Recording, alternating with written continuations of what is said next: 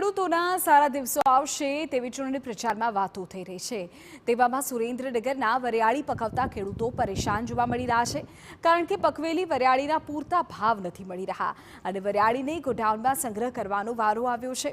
મહત્વનું છે કે ખેડૂતોએ વરિયાળી પકવવામાં ₹700 જેટલો ખર્ચ કર્યો હોય તો તેની સામે 900 કે 1100નો ભાવ મળે છે, જેના કારણે ખેડૂતો નારાજ થયા છે અને માંગ કરી છે કે 2200 થી 2500 સુધીનો ભાવ તો મળવો જોઈએ।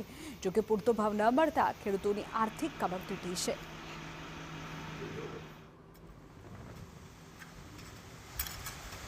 માનો કે દાખલા તરીકે વઢવાણ તાલુકામાં મોટા ભાગના ખેડૂતોએ 70 કે 90% વાવેતર કર્યું છે અને અત્યારે ભાવ 900 થી 1100 જ છે। એટલે ખેડૂતોએ પોતાના ગોડાઉનમાં માલને સંગ્રહ કર્યો છે સારા ભાવની આશા કે આ ભાવે વેચશું તો આપણે બરબાદ થઈ જઈશું। એટલે સરકાર પાસે ખેડૂતો ભાવની આશા રાખીને બેઠા છે, એટલે સંગ્રહી રાખ્યો માલ।